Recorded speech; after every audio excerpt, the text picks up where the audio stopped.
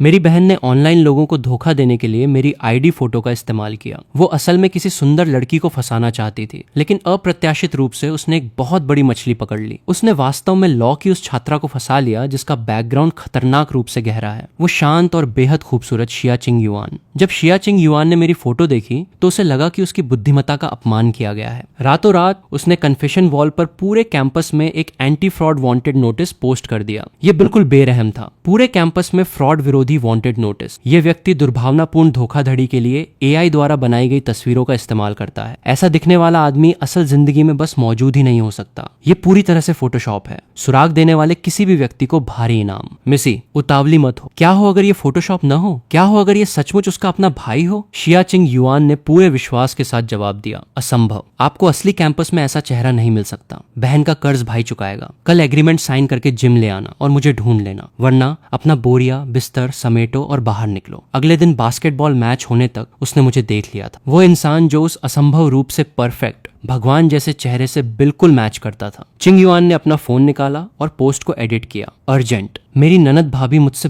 बहुत डरी हुई लग रही है। वो कॉलेज छोड़ना चाहती है। मैं इस एग्रीमेंट पर कैसे साइन करूं कि वो रुक जाए? ऑनलाइन इंतजार कर रही हूँ। ये काफी अर्जेंट है। टांग, तुम और मैं जुड़वा भाई बहन हैं, लेकिन हमारी बुद्धिमत्ता बहुत ही असमान रूप से बनती है। ऐसा लगता है जैसे गर्भ में ही मैंने उसका दिमाग अपने लिए छीन लिया था। जब मैं गणित ओलंपियाड में गोल्ड मेडल जीत रहा था और शैक्षणिक रिसर्च कर रहा था, तब वो गुड़ियों से खेल रही थी। जब मुझे एक टॉप यूनिवर्सिटी में जल्दी एडमिशन मिल गया, तब भी उसे पिनाइन और इंग्लिश मिक्स करने के लिए टीचर से डांट पड़ रही थी। किसी तरह इस बेवकूफ की किस्मत चमक गई और आर्ट स्कॉलरशिप के जरिए उसे उसी यूनिवर्सिटी में एडमिशन मिल गया जिसमें मैं था। हाँ, सेमेस्टर के अभी कुछ ही दिन हुए थे कि ये पूरी तरह से मूर्ख लड़की मेरे पास बेहद खुश होकर आई और कहने लगी कि वो एक टॉप क्लास बेहद खूबसूरत बड़े वीआईपी से मिली है और उम्मीद कर रही है कि इसके जरिए वो हाई सोसाइटी के सर्कल में घुस जाएगी। मैंने उससे कहा कि गहरे बैकग्राउंड वाले लोगों से पंगा नहीं लेना चाहिए, लेकिन उसने मेरी एक नहीं सुनी। जब तक वे सुंदर हैं तब तक सब ठीक है। उस दौरान वो हर दिन मुझे अपनी प्रोग्रेस रिपोर्ट देती थी। भाई, उसने मुझे ऐड कर लिया। उसने मेरी फ्रेंड रिक्वेस्ट एक्सेप्ट कर ली। वो बहुत प्रोफेशनल लगती है। वो मुझसे कानून के बारे में भी बात करती है। क्या ये किसी वीआईपी का आकर्षण है? जब तक कि एक दिन वो घबरा कर मेरे पास आई। भाई, मुझे बचा लो। उसने कल आमने सामने मिलने के लिए कहा है। मेरी हालत खराब हो रही है। भाई, क्या तुम प्लीज मेरी मदद कर सकते हो? जब मुझे ये मैसेज मिला तो मेरे एडवाइजर द्वारा मेरी थीसिस जल्दी पूरी करने के दबाव के कारण मुझे भयानक सिरदर्द हो रहा था। क्या थीसिस अभी तक पूरी नहीं हुई है? तुम मुझसे और कितना इंतजार कराने वाले हो? बिना सोचे समझे मैंने लापरवाही से उसकी मदद करने के लिए हाँ कह दिया। मैं आधी रात के बाद तक जागा रहा, एडवाइजर को थीसिस भेजी और आखिरकार राहत की एक लंबी सांस ली। रुको जरा, मैंने अभी अभी उसकी किस चीज में मदद करने के लिए हाँ कहा था? मेरे रूममेट ने मुझे स्कूल के फोरम से एक ट्रेंडिंग पोस्ट फॉरवर्ड की। उसका टाइटल बिल्कुल धमाकेदार था। मेरा हाथ फिसला और मैंने उस पर क्लिक कर दिया। पोस्टर की आईडी किसी ऐसे इंसान जैसी लग रही थी जिससे पंगा नहीं लेना चाहिए। उसकी लाइनें व्यावहारिक रूप से बारूद उगल रही थीं। लोगों को ठगने के लिए एआई द्वारा बनाई गई तस्वीरों का इस्तेमाल करने वाले बीमार विकृत इंसान, क्या तुम बस इस स्कूल से दफा हो सकते हो? कमेंट्स में मौजूद भीड़ को इस ड्रामे में बहुत मजा आ रहा था। मिस शिया कानून की छात्रा है। वो झूठ बोलने वालों से सबसे ज्यादा नफरत करती हैं। ये लड़का सीधे सीधे निशाने पर आ गया है। शिया चिंग युआन ने बहुत तेजी से जवाब दिया। आप स्क्रीन के पार से ही उसका गुस्सा महसूस कर सकते थे।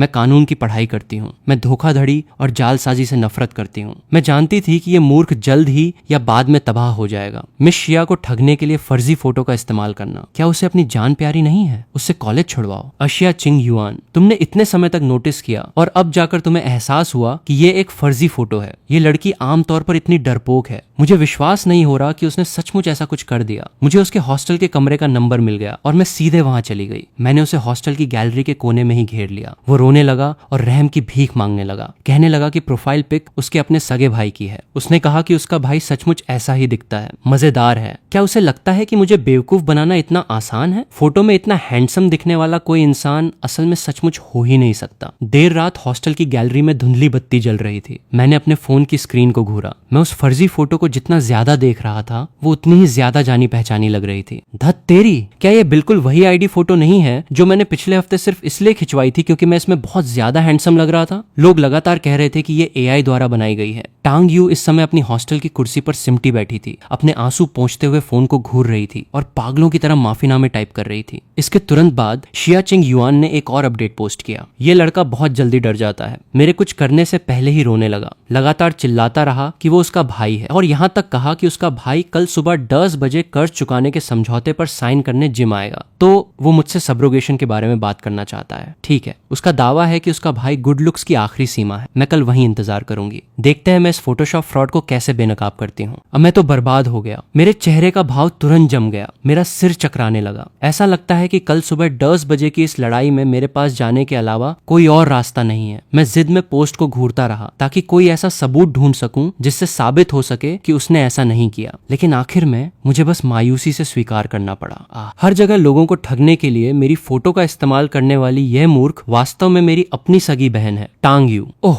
टांग यू, तुम्हें सचमुच अपनी जान प्यारी नहीं है। फोरम का माहौल पूरी तरह बदल चुका था। यह अमीर लड़की सचमुच बहुत कड़क बात करती है। ऐसा लगता है कि वह वास्तव में बहुत गुस्से में है। किसी ने नए आने वालों को समझाने के लिए मजाकिया अंदाज में कमेंट किया, शिया चिंग युआन कानून विभाग की बदनाम डायन है, उसका पारिवारिक बैकग्राउंड खतरनाक रूप से गहरा है, हर किसी को उसका सम्मान करना पड़ता है। वो धोखेबाज तो अब गया काम से, उसने पूरे स्कूल की सबसे कड़क लोहे की प्लेट पर लात मार दी है। इन कमेंट्स को पढ़कर मेरा दिल पूरी तरह बैठ गया। उन सभी उपन्यासों की कहानियों के अनुसार जो मैंने पढ़े हैं, इस तरह का अमीर, ताकतवर और गुस्सैल इंसान पंगा लेने के लिए सबसे ज्यादा घटिया होता है। मुझे बहुत गुस्सा आ रहा था, मैं टांग यू को बाहर खींचकर पीटना चाहता था। घबराहट महसूस करते हुए मैंने वो कॉन्टैक्ट इन्फो निकाली जो टांग यू ने मुझे दी थी और चिंग युआन नाम के उस व्यक्ति को ऐड कर लिया। इससे पहले कि मैं ये सोच भी पाता कि शुरुआत कैसे करूं, फ्रेंड रिक्वेस्ट एक्सेप्ट हो गई। हेलो मिस शिया, मैं टांग यू का भाई हूँ। उस फोटो के सिलसिले में ये वास्तव में एक गलतफहमी है। एक गलतफहमी? तुमने मुझे पूरे आधे महीने तक ठगने के लिए उस नामुमकिन रूप से हैंडसम फर्जी चेहरे का इस्तेमाल किया और अब तुम मुझसे कह रहे हो कि ये एक गलतफहमी है? वो फोटो असली है, वो सचमुच मेरी खुद की असली आईडी फोटो है, कोई फिल्टर नहीं और निश्चित रूप से कोई फोटोशॉप नहीं। अगर वैसा चेहरा असली है तो मैं बास्केटबॉल के दोनों बास्केट उसी वक्त वहीं कोर्ट पर छोड़ दूंगी। कल सुबह 10 बजे मुझे इस बकवास से बेवकूफ बनाना बंद करना। तुम्हारी बहन ने जिस कर्ज चुकाने के समझौते का जिक्र किया था उसे साथ लाना, जिम में हाजिर रहना, वरना अगर मैंने असली इंसान को नहीं देखा तो मैं इस पूरे मामले को बेनकाब कर दूंगी और उसे कॉलेज से निकलवा दूंगी। टांग यू, ओह टांग यू, तुम सचमुच किसी काम की नहीं हो। शायद मुझे बस उसे अपना अकाउंट डिलीट करने देना चाहिए और जिंदगी की नए सिरे से शुरुआत करने देनी चाहिए। इस तरह की मुसीबत मुझ जैसे कानून का पालन करने वाले नागरिक के लिए बिल्कुल सही नहीं है, जो बस चुपचाप अपनी एकेडमिक रिसर्च करना चाहता है। जो भी हो, सोने का समय हो गया। सोने से ठीक पहले मेरा हाथ फिसला और मैंने पोस्ट दोबारा चेक की। वहां का माहौल पहले ही पटरी से उतरने लगा था। ओपी, क्या हो अगर भाई सचमुच गजब का हैंडसम निकला? क्या अच्छे लुक्स तुम्हारा पेट भर सकते हैं? मिस शिया विश्वसनीयता को सबसे ज्यादा मानती हैं। अगर उन्होंने कहा है कि वो कल उसे तबाह कर देंगी तो वो कल उसे तबाह कर ही देंगी। सच कहूं तो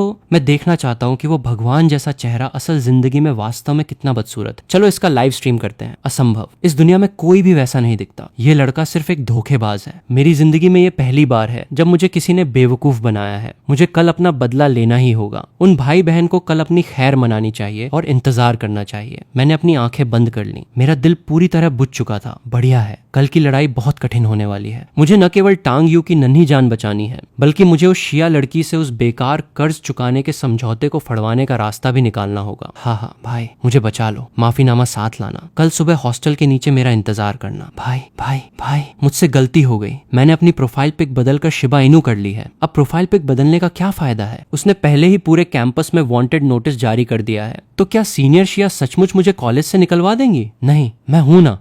धत तेरी टांग चेन, तुमने इतने कड़क कपड़े क्यों पहने हैं? क्या तुम किसी ब्लाइंड डेट पर जा रहे हो? मेरे पास उसे जवाब देने की फुर्सत नहीं थी। मैंने रात भर में प्रिंट किए गए समझौते को मोड़ा और उसे अपने फोल्डर में ठूंस लिया। लूमिंग आगे झुका, एक नजर देखने के लिए अपनी गर्दन उचकाते हुए बोला, बाप रे, कर्ज चुकाने का समझौता। किसका कर्ज बकाया है? मेरी बहन का, टांग यू का। उस पर किस तरह का कर्ज हो सकता है? मिल्क टी के पैसे। वो शिया चिंग युआन की कर्जदार है और साथ ही उस पर आधे महीने का बेवकूफी टैक्स भी बकाया है। शिया चिंग युआन, कानून विभाग की वही बेरहम लड़की जिसके बारे में मिस शिया कुछ दिन पहले बात कर रही थी। मुझे मत बताना कि वो तुम ही हो। धत तेरी, अपनी जान बचाकर भागो। भाई, वो महिला सचमुच खून की नदियां बहा देती है। वो बहस करके किसी इंसान को जीते जी मार सकती है। तुम्हें पता है ना, मैं जानता हूँ, तुम जानते हो, और फिर भी जा रहे हो। मुझे जाना ही होगा। अगर मैं नहीं गया तो टांग यू कल अपना बोरिया बिस्तर समेट कर घर लौट जाएगी। तो फिर संभल कर रहना। भाई, जब मैं नीचे पहुंचा तो मैंने देखा कि टांग यू ने खुद को पूरी तरह से कवर कर रखा था। क्यों? रोना बंद करो। रोने का कोई फायदा नहीं है। बाद बाद में जब शिया चिंग युआन तुम्हें एक नजर देखेगी तो ये 2-4 आंसू उसके दांतों के गैप भरने के लिए भी काफी नहीं होंगे। मैं तो बस घूमने के लिए किसी सुंदर लड़की को फंसाना चाहती थी। तुमने सुंदर लड़की को फंसाने के लिए मेरी फोटो का इस्तेमाल किया। तुमने अपनी खुद की फोटो क्यों इस्तेमाल नहीं की? जब मैं अपनी फोटो यूज करती थी तो कोई मुझ पर ध्यान ही नहीं देता था। मैंने एक गहरी सांस ली, खुद को याद दिलाते हुए कि वो मेरी सगी बहन है, मैं उसे पीट नहीं सकता। जब हम जिम से अभी 500 मीटर दूर थे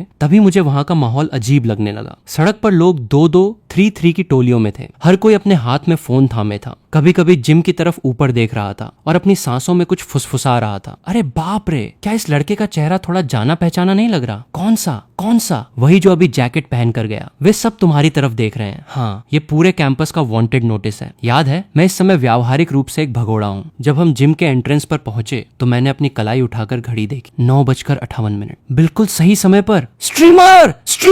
क्या वो यहाँ है? क्या वो फोटोशॉप का अजीब फ्रॉड सचमुच अपना चेहरा दिखाने वाला है? भाई, शायद हमें वापस चले जाना चाहिए। हम इतनी दूर आ चुके हैं, अगर हम अब वापस गए तो तुम और भी तेजी से मार खाओगे। हे भगवान, वो कौन है? रुको, वो चेहरा। मैंने वो चेहरा कन्फेशन वॉल पर देखा है। क्या वो फोटोशॉप है? रुको, वो फोटोशॉप नहीं है क्या? वो सचमुच एक असली इंसान है। दोस्तों, देखो, मेन कैरेक्टर यहाँ आ गया है। मेन कैरेक्टर यहाँ है। मैंने अपनी आंखें सामने रखी, टांग यू को भीड़ के बीच से सीधे खींचते हुए आगे बढ़ा। जिम के ठीक बीच में बास्केटबॉल कोर्ट के पास दर्शकों के बैठने वाली सीढ़ियों पर एक लड़की बैठी थी। उसकी लंबी टांगें एक के ऊपर एक रखी थीं। एक हाथ से उसने अपनी ठुड्डी को सहारा दे रखा था और दूसरे हाथ से वो अपने सामने की टेबल पर रखे कुछ दस्तावेजों को लापरवाही से पलट रही थी। मेरी आंखें 1 सेकंड के लिए उससे मिली। उसके चेहरे का पूरा भाव आधे सेकंड के लिए साफ तौर पर जम गया, फिर वो बहुत तेजी से नॉर्मल हो गई और दोबारा दस्तावेज पलटने के लिए अपना सिर नीचे कर लिया, जैसे उसका वो पल भर का संयम खोना सिर्फ मेरा भ्रम था। मिस शिया, मैं समझौता ले आया हूँ। मैंने उसे टेबल पर रख दिया।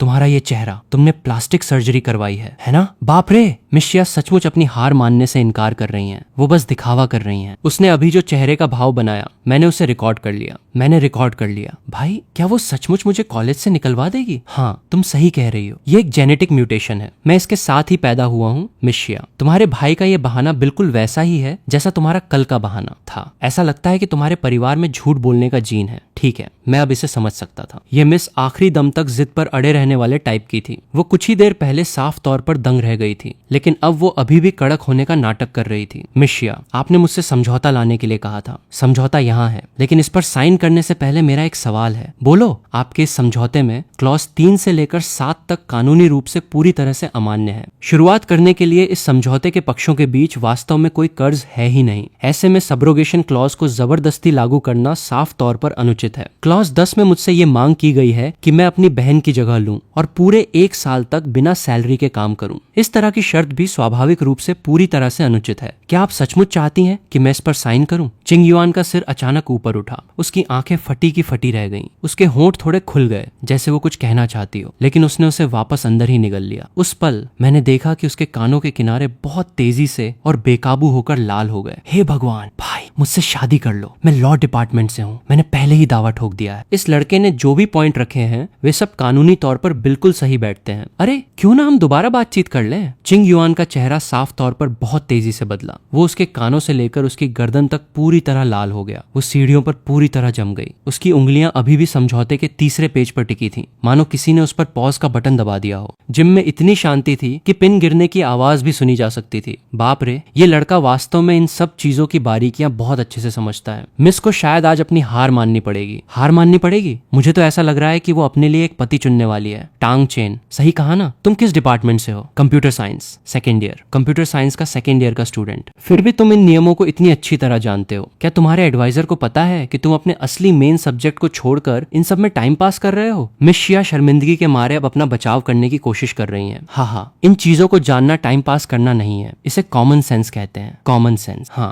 प्रासंगिक सिविल कोड्स में काफी कुछ कंटेंट दिया गया है। अगर कोई एडल्ट 2 वीकेंड्स इसे पढ़ने में बिता दे तो ये रोजमर्रा की जिंदगी के सभी समझौतों और कॉन्ट्रैक्ट के विवादों से निपटने के लिए काफी है। मेरे वो 2 वीकेंड्स वैसे वैसे तो वीडियो गेम्स खेलने के लिए थे, लेकिन फिर मैंने सोचा कहीं मेरी बहन भविष्य में मेरे लिए कोई मुसीबत खड़ी न कर दे, इसलिए खुद को सुरक्षित रखने के लिए मुझे किसी चीज की जरूरत थी। भाई तुमने मुझे क्यों नहीं बताया कि तुमने ये सब पढ़ रखा है? अगर मैं तुम्हें बता भी देता तो क्या तुम इसे समझ पाती? चिंग युआन 3 सेकंड तक बिल्कुल शांत रही, फिर उसने कुछ ऐसा किया जिसकी वहां देखने वाले किसी भी इंसान ने उम्मीद नहीं की थी। ओह भाई साहब, उसने इसे फाड़ दिया, उसने सचमुच इसे फाड़ दिया। क्या मैं सपना देख रहा हूँ? क्या चिंग युआन वास्तव में पीछे हट रही है? ये समझौता वॉइड है। कल रात का वो पूरे कैंपस वाला वांटेड पोस्ट, मैं उसे अभी डिलीट कर देती हूँ। तुम बहुत स्पष्टवादी हो मिस शिया।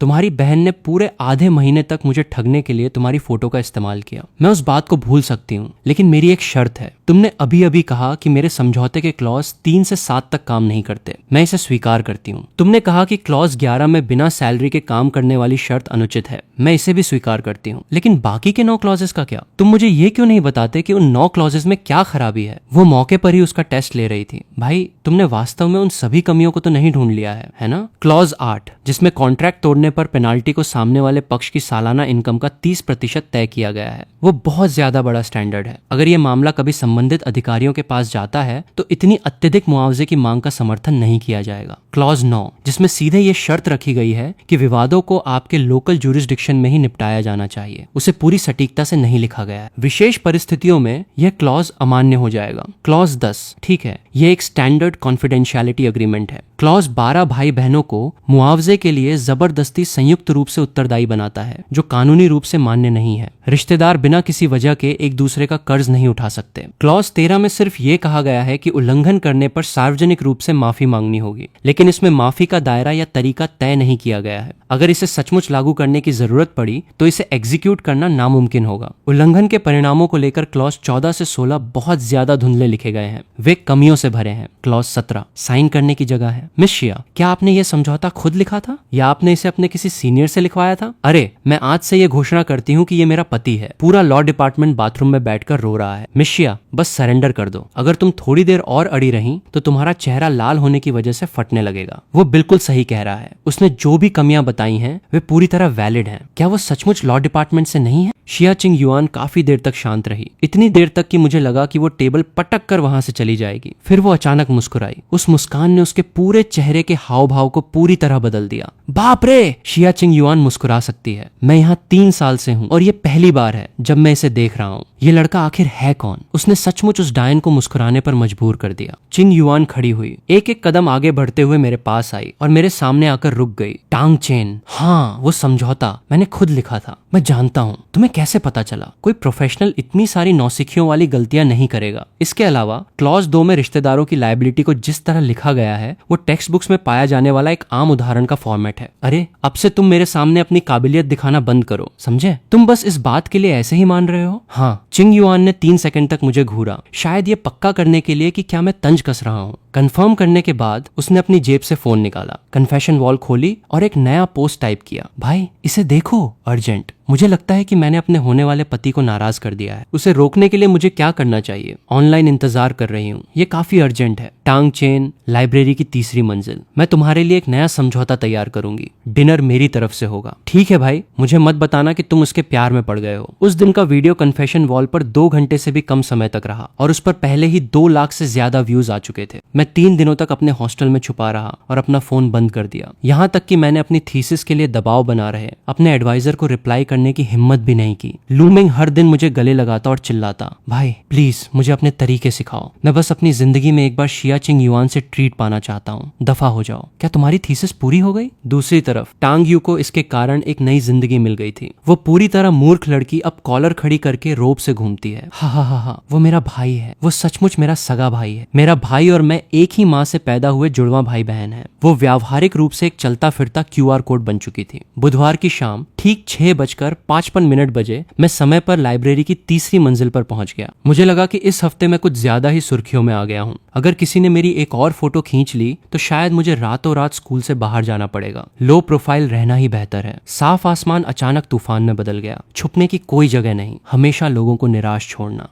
पिछली बार के समझौते के बारे में देखते हैं, इस बार आपने कितने क्लॉज लिखे हैं? 7 क्लॉज। मैंने एक एक को दोबारा चेक किया है। जितना चाहो उतनी कमियां निकाल लो। मैंने समझौता लिया और उसे शुरू से अंत तक स्कैन किया। आपने सचमुच बहुत सुधार किया था। कम से कम अब कोई साफ कमियां नहीं बची थी। क्या आपने इसे लिखने के लिए पूरी रात जागकर बिताई? और नहीं, आपकी आंखों के नीचे के ये काले घेरे बता रहे हैं कि आपने इसे जल्दी पूरा करने के लिए देर रात तक जागना जारी रखा। चिंग युआन ने तुरंत अपना हाथ उठाया और अपनी आंख के कोने को छुआ, लेकिन फिर उसे अचानक कुछ एहसास हुआ। टांग चेन, मेरे सामने अपनी इस छोटी सी ऑब्जर्वेशन स्किल का दिखावा करना बंद करो। मैं बस मुस्कुराया और मैंने कोई जवाब नहीं दिया। हमारे बगल के स्टूडेंट्स लगातार हमारी तरफ देख रहे थे। उनकी आंखें पढ़ाई न कर पाने के शुद्ध दर्द से भरी हुई थी। चिंग युआन दोबारा बोलने ही वाली थी कि सीढ़ियों से कदमों की आवाज गूंजने लगी। वे कदम इतने भारी थे मानो घोषणा कर रहे हो, मैं यहाँ हूँ। मैंने ऊपर देखा। हमारी तरफ गहरे रंग का ट्रेंच कोट पहने एक लड़का आ रहा था। वो मेरी तरफ देखे बिना सीधे हमारी टेबल के पास आया। चिंग युआन, मैं तुम्हें 3 दिनों से ढूंढ रहा हूँ। तुमने मेरे फोन का जवाब नहीं दिया और मेरे वीचैट मैसेजेस का भी रिप्लाई नहीं किया। फांग मिंग, मैंने तुम्हें पहले ही बता दिया था, हमारे पास बात करने के लिए कुछ नहीं है। हाँ, बात करने के लिए कुछ नहीं है। अंकल शिया ने पिछले हफ्ते ही मेरे पापा के साथ डिनर किया था, जिसमें हमारी शादी तय करने की प्लानिंग चल रही थी। फांग मिंग की आंखें मेरे चेहरे पर टिकी। वो मुझे ऊपर से नीचे तक घूरते हुए बोला, ओह, क्या ये वही दर्दनाक डायन जैसा चेहरा है जो आजकल ऑनलाइन ट्रेंड कर रहा है?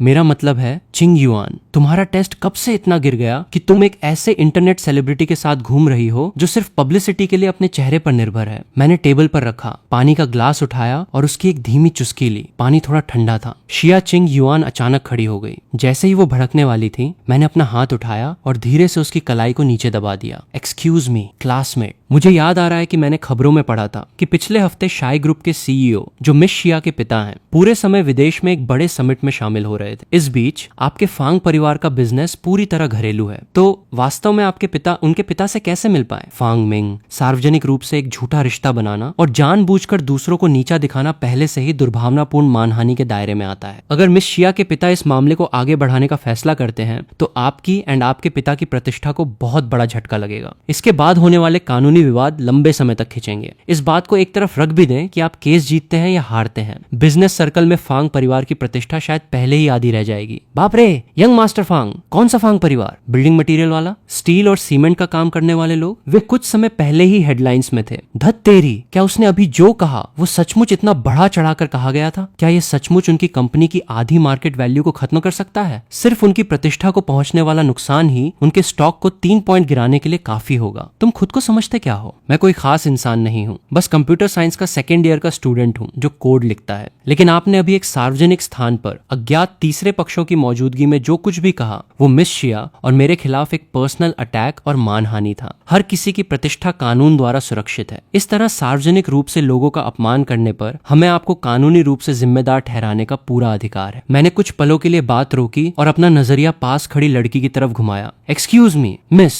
प्लीज, आपने अभी जो वीडियो रिकॉर्ड किया है उसे डिलीट मत करना। मैं नहीं करूंगी, मैं बिल्कुल नहीं करूंगी। मैं इसके 3 बैकअप बनाऊंगी। मैं इसे अभी क्लाउड पर अपलोड कर रही हूँ। फांग मिंग गुस्से के मारे पहले ही लाल हो रहा था। उसने एक गहरी सांस ली। ठीक है टांग चेन, तुम्हारी जुबान काफी कड़क चलती है। तो फिर मुझे ये बताओ, क्या तुम्हें ये भी पता है कि शिया परिवार का सिटी प्रोजेक्ट इस समय कहाँ अटका हुआ है? क्या तुम्हें पता है? अंकल शिया पिछले हफ्ते ही देश वापस लौटे हैं और उनके वापस आने के बाद उन्होंने सबसे पहला काम मेरे पापा को फोन करने का किया था। तुम्हें क्या लगता है, सिर्फ इसलिए कि तुम एक कॉन्ट्रैक्ट ड्राफ्ट कर सकते हो और कुछ नियम जानते हो, तुम हमारे सर्कल के लोगों के साथ एक ही टेबल पर बैठकर खाना खा सकते हो? मैंने बिना एक शब्द कहे उसकी तरफ देखा, लेकिन शिया चिंग युआन ने ऊपर देखा। फांग मिंग, मेरे पिता ने तुम्हारे पिता को फांग परिवार के पास मौजूद 15% इक्विटी को वापस खरीदने पर चर्चा करने के लिए फोन किया था। कीमत को पहले ही मार्केट वैल्यू के 60% तक नीचे गिरा दिया गया है। कॉन्ट्रैक्ट पिछले शुक्रवार को तुम्हारे घर भेज दिया गया था। तुम्हारे पिता ने उस पर साइन किए या नहीं, तुम घर जाकर खुद उनसे पूछ सकते हो। तुम्हें यह कैसे पता? मैं शिया परिवार की बेटी हूँ। क्या तुम्हें लगता है कि मैं कॉलेज में हर दिन सिर्फ तुम जैसे लोगों के साथ बहस करती रहती हूँ? वाह, वह भी कोई ऐसी लड़की नहीं है जिससे आसानी से पंगा लिया जा सके। अभी अभी सार्वजनिक रूप से बेनकाब होने की शर्मिंदगी एक ही पल में पूरी तरह साफ हो गई। इसके अलावा ये शब्द अंकल शिया, प्लीज आज से इन्हें अपनी डिक्शनरी से डिलीट कर देना। मेरे पिता का तुम्हारे पिता से कोई करीबी रिश्ता नहीं है। दोस्तों,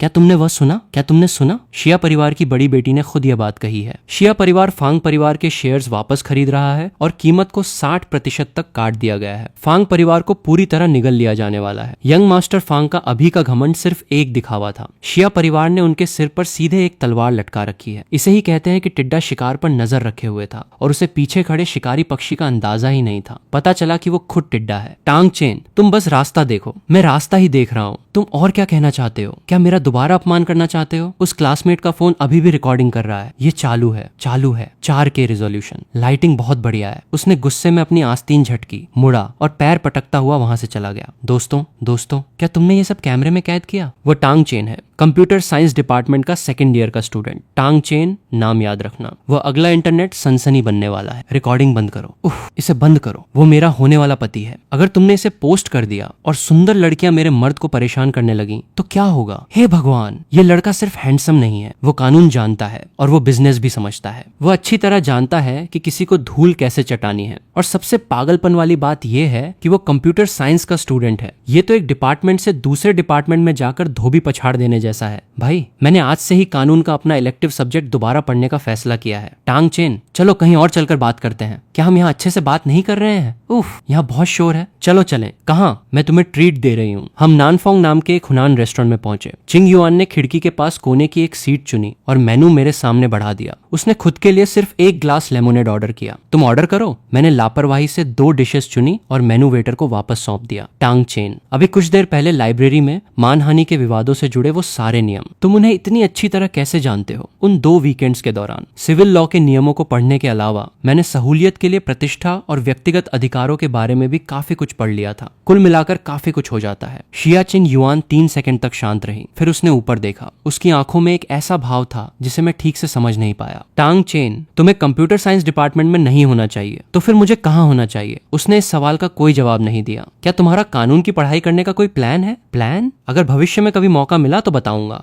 ये रही आपकी डिशेस, पिकल कैबेज, फिश और farm house stir fry pork. राज छुपाकर रखने में भला ऐसी क्या बड़ी बात है? आधा खाना खाने के बाद मैंने अपनी चॉपस्टिक्स नीचे रख दी। क्लासमेट शिया, मैंने लाइब्रेरी में इस समझौते को गौर से नहीं देखा था। अब जब मेरे पास समय है तो मैं इसे दोबारा पढ़ रहा हूँ। माफी और मानसिक प्रताड़ना के मुआवजे से जुड़े शुरुआती कुछ क्लॉजेस बहुत प्रोफेशनल तरीके से लिखे गए हैं। मुझे इनमें कोई बड़ी कमी नहीं मिल रही है। हाँ, लेकिन एक क्लॉज है, बड़ी बहन के कर्ज के लिए बड़े भाई का जिम्मेदारी उठाना, बहन की गलती का हर्जाना भाई भुगते। सुनने में तो ये काफी वफादारी भरा लगता है, लेकिन इसे इस समझौते में शामिल करना वास्तव में काफी अनुचित है। अगर मैं टांग्यू की गलतियों का हर्जाना भुगतने लगा तो उसे मेरे भरोसे रहने की आदत हो जाएगी। वो जो मुसीबतें खड़ी करती हैं, अगर वो खुद उनका सामना नहीं करेगी तो वो कभी बड़ी नहीं हो पाएगी। ये उसकी मदद करना नहीं है, बल्कि उसे बिगाड़ना है। तुम जो चाहो सोचो। तुम देख क्या रहे हो? ये मामला यहीं खत्म होता है।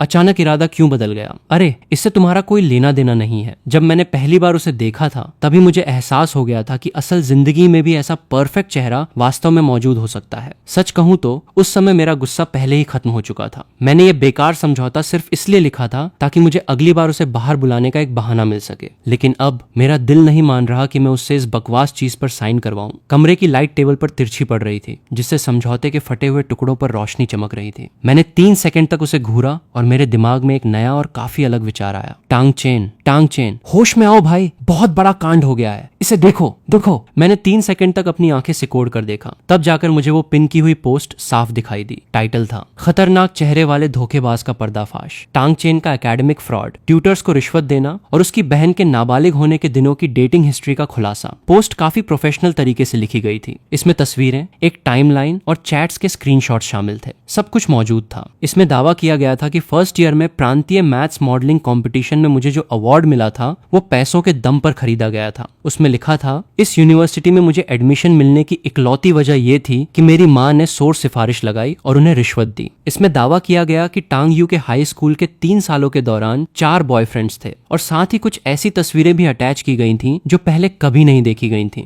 आखिरी पैराग्राफ सबसे ज्यादा जहरीला था। इस तरह का बनावटी एकेडमिक फ्रॉड करने वाला लड़का और उसकी नाबालिग दिनों में लड़कों से खेलने वाली बहन अभी भी कैंपस में रोब से घूम रहे हैं और लोगों को ठग रहे हैं। हमारा सुझाव है कि स्कूल तुरंत इस मामले की जांच करे और कार्रवाई करे। ये पोस्ट रात 2:07 बजे पब्लिश हुई थी। सुबह 4 बजे तक इसे 1000 से ज्यादा बार शेयर किया जा चुका था। भाई, क्या टांग यू की वो तस्वीर असली है? वो फर्जी है? तुम्हें इतना पक्का कैसे पता? उस फोटो में टांग यू ने हमारे हाई स्कूल की यूनिफॉर्म पहन रखी है। कॉलर पर जो धारी है वो उस नए डिजाइन की है जिसे स्कूल ने पिछले साल बदला था जब वो हाई स्कूल में थी। वो धारी अभी भी कफ्स पर थी। अरे गजब भाई, तुम्हें यूनिफॉर्म की इतनी बारीकियां भी याद हैं? प्राइमरी से लेकर हाई स्कूल तक मैंने उसकी एक एक यूनिफॉर्म खुद धोई है। वाह, तुम जिस तरह भाई का फर्ज निभाते हो उसे देखकर मेरा मन करता है कि मैं दोबारा जन्म लूं ताकि तुम मेरे भाई बन सको। मेरे पास उसकी फालतू बातों का जवाब देने का समय नहीं था। मैं अपने कंप्यूटर के पास गया और बैठ गया। सुबह के 5 बज रहे थे, पोस्ट पब्लिश होने के ठीक 2 घंटे बाद। वास्तव में इस मामले से निपटना इतना मुश्किल नहीं था। जिस एसी अकाउंट से इसे पोस्ट किया गया था वो महज 12 घंटे पहले बनाया गया एक नया फर्जी अकाउंट था। हालांकि उसका आईपी बहुत प्रोफेशनल तरीके से छुपाया गया था जिसे प्रॉक्सी की 3 लेयर्स से रूट किया गया था। एक साधारण इंसान इस तरह का भेष देखकर व्यावहारिक रूप से हार मान जाता, लेकिन कैंपस नेटवर्क से निकलने वाले किसी भी डेटा स्ट्रीम को आखिरकार एक असली फिजिकल एड्रेस पर वापस लौटना ही होता है। एक लेयर पर जाकर मैंने ट्रैकिंग स्क्रिप्ट खोली। मैं 3 सालों से कोड लिख रहा हूँ और मैंने पोस्ट करने वाले अकाउंट की यूआईडी और लॉगिन आईपी रेंज को सीधे उसमें डाल दिया। स्क्रिप्ट लगभग 40 सेकंड तक चली और स्क्रीन पर डेटा की एक स्ट्रिंग पॉपअप हुई। आखिरी लाइन एक असली आईपी एड्रेस था। लोकेशन शहर के पूर्वी हिस्से में स्थित एक 24 घंटे चलने वाला इंटरनेट कैफे। मैंने 3 सेकंड तक उस लाइन को देखा, फिर कोड की कुछ और लाइनें टाइप की जिससे पिछले 72 घंटों में इस आईपी के तहत सभी एक्टिव अकाउंट्स की जानकारी सामने आ गई। मैंने उन्हें स्कैन किया। 7 अकाउंट्स थे जिनमें से 6 बॉट अकाउंट्स थे जो एक ही तरह के बदनामी वाले आर्टिकल पोस्ट कर रहे थे। यहाँ तक कि शब्दों के टेम्पलेट्स भी बिल्कुल एक जैसे थे। 7वें अकाउंट का रजिस्टर्ड फोन नंबर 6371 पर खत्म हो रहा था। मैंने वीचैट खोला और उस कॉन्टैक्ट इन्फो को निकाला जो शिया चिंग युआन ने मुझे कल दी थी। उसने एक नोट जोड़ा था, इस तरह के इंसान को बस ब्लॉक कर दो। मैं गुस्से के मारे हंस पड़ा। वाह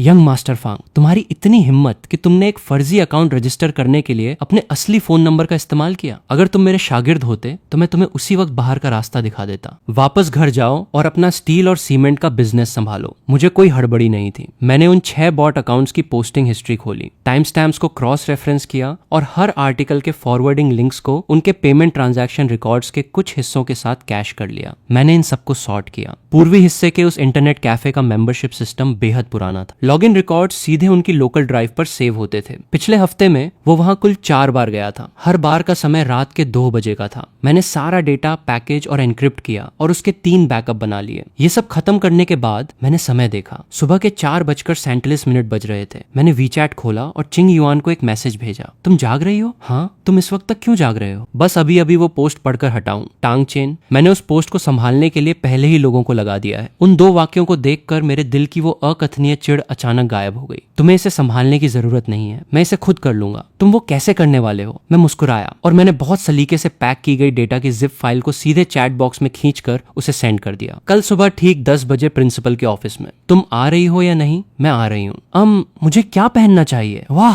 क्लासमेट शिया, अभी हमने असली काम शुरू भी नहीं किया है और तुम पहले से ही इस बात की चिंता कर रही हो कि क्या पहनना है। वही पहनो जो तुमने कल पहना था जब तुमने समझौता फाड़ा था। आज हम प्रिंसिपल के ऑफिस में फांग मिंग के चिथड़े उड़ाने जा रहे हैं, ठीक है? तो तुम क्या पहन रहे हो? मैंने अपना लैपटॉप बंद किया, मुड़ा और देखा कि लू मिंग अभी भी फटी आंखों से मुझे घूर रहा था। भाई अभी उन 10 मिनटों में। हाँ, क्या तुम वो स्क्रिप्ट मेरे लिए भी इंस्टॉल कर सकते हो? तुम्हें इसकी क्या जरूरत है? मैं ये जानना चाहता हूँ कि बगल वाले हॉस्टल में आधी रात को मेरी इंस्टेंट नूडल्स कौन चुरा रहा है। मैं वापस बिस्तर पर लेट गया और थोड़ा और बढ़ना चाहता था, लेकिन मेरा दिमाग लगातार उसी आवाज को दोहराता रहा। मुझे क्या पहनना चाहिए? लाइब्रेरी की 3री मंजिल। मैं तुम्हारे लिए एक नया समझौता तैयार करूंगी। तुम देख क्या रहे हो? ये मामला यहीं खत्म होता है। सुबह 9:50 बजे मैं एडमिनिस्ट्रेशन बिल्डिंग की 3री मंजिल पर गैलरी के कोने में खड़ा था। जब शिया चिंग युआन हॉल के दूसरे छोर से चलकर आई तो मैंने ऊपर देखा। तुम सचमुच बिल्कुल वही कपड़े पहनकर आ गई। तुमने ऐसे कपड़े क्यों पहने हैं? ये कंफर्टेबल है, सारा सामान इसमें है। शिया चिंग युआन ने 3 सेकंड तक उस मुड़े तुड़े कागज के बैग को घूरा, मानो वो कुछ कहना चाहती हो, लेकिन आखिरकार उसने अपना मुंह बंद ही रखा। उसने अपना हाथ उठाया और हमारे सामने के गहरे भूरे रंग के दरवाजे पर दस्तक दी। अंदर आ जाओ। प्रिंसिपल का सरनेम चेन था। वे अपने 50 के दशक में थे और सोने के फ्रेम वाला चश्मा पहने हुए थे।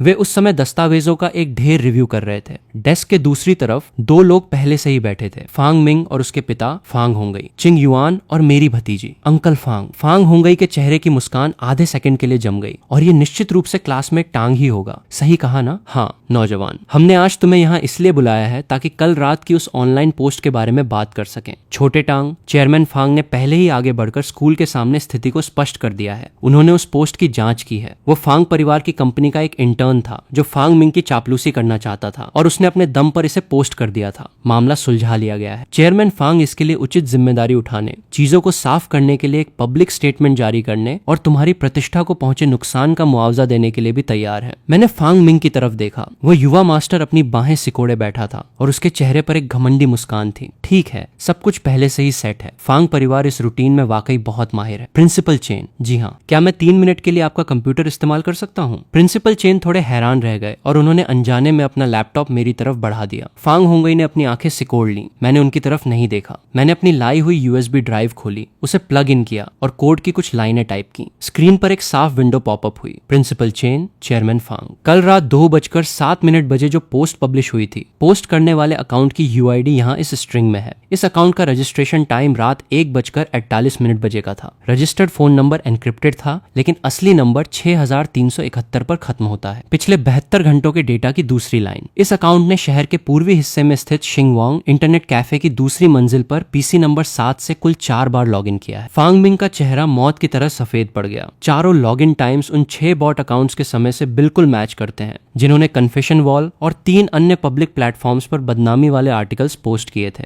चेयरमैन फांग, आपने अभी अभी कहा था कि यह आपकी कंपनी का एक इंटर्न था जिसने इसे अपने दम पर पोस्ट किया था। छोटे टांग, जब तकनीकी चीजों की बात आती है तो हम सिर्फ तुम्हारी एक तरफा बात पर भरोसा नहीं कर सकते। चेयरमैन फांग बिल्कुल सही कह रहे हैं। इसीलिए मैंने डेटा का बिल्कुल यही पूरा सेट स्कूल के नेटवर्क सेंटर को भी भेज दिया है। स्कूल के नेटवर्क सेंटर को रसीद का कंफर्मेशन जो मुझे ठीक 10 मिनट पहले ही मिला है। छोटे टांग, तुम्हें ये डेटा कहाँ से मिला? मैंने इसे खुद की लिखी हुई एक स्क्रिप्ट के जरिए निकाला है। तुमने कहा कि तुम कंप्यूटर साइंस के 2nd ईयर के स्टूडेंट हो? जी हाँ। चेयरमैन फांग, प्रिंसिपल चेन, टांग चेन आज इस मामले के लिए कोई क्रिमिनल चार्जेस लगाने का इरादा नहीं रखता है। हालांकि उस पोस्ट के जो हिस्से मेरे बारे में अफवाहें फैलाने से जुड़े हैं, खासकर वो हिस्सा जिसमें यह दावा किया गया है कि टांग चेन आगे बढ़ने के लिए कनेक्शंस पर निर्भर है, उस वाक्य का सीधा मतलब ये निकलता है कि मेरा शिया परिवार पर्दे के पीछे से उसका सपोर्ट कर रहा है। आपको क्या लगता है जब मेरे पिता ये सुनेंगे तो वे क्या सोचेंगे? शिया परिवार की इक्विटी पर नजर गड़ाए बैठे वो बाहरी लोग जब इसे सुनेंगे तो क्या सोचेंगे? ये वो सप्लीमेंट्री एग्रीमेंट है जो मेरे पिता ने पिछले हफ्ते अपने वकीलों से फांग परिवार के शेयर्स को वापस खरीदने के सिलसिले में तैयार करवाया था। असली कीमत मार्केट वैल्यू की 60% थी। आज से इसे एडजस्ट करके 30% कर दिया गया है। चिंग युआन, ये अंकल फांग हैं। आप वापस जाकर इस पर मेरे पिता से चर्चा कर सकते हैं। प्रिंसिपल चेन, आज यहाँ आने के लिए माफी चाहते हैं। चलो चलें। टांग चेन, अरे ये सचमुच तुम ही हो। मैं लिंची हूँ। 10 साल पहले मेरे पापा मुझे हमेशा तुम्हारे घर खेलने ले जाया करते थे। मुझे उसकी थोड़ी याद है। ये तो बहुत बढ़िया है। मैंने अभी अभी यहाँ ट्रांसफर लिया है, फाइनेंस डिपार्टमेंट में 1st ईयर। मुझे उम्मीद नहीं थी कि इतनी बड़ी सह घटना से हमारी मुलाकात हो जाएगी। क्या मैं तुम्हारा वीचैट ऐड कर सकती हूँ? बहुत समय हो गया है। मैं सचमुच तुम्हारे साथ पुरानी बातें ताजा करना चाहती हूँ। जरूर, तो फिर मैं आप लोगों को और परेशान नहीं करूंगी। टांग चेन, चलो किसी और दिन साथ में खाना खाते हैं, बस पुरानी बातें ताजा करने के लिए। ओह लिंची, लिन जैनिंग की बेटी जो लिन ग्रुप के चेयरमैन हैं। क्या हुआ, कोई प्रॉब्लम है? ये लिंची, जिस तरह वो तुम्हारे करीब आई वो कुछ ज्यादा ही जानबूझकर किया गया लगा। तुम्हें लगता है कि उसका कोई छिपा हुआ मकसद है? जिस तरह उसने तुम्हें देखा उससे तो यही लगा कि वो तुम्हें रिझाना चाहती है, लेकिन उसमें कुछ अजीब भी था। उससे दूर रहो।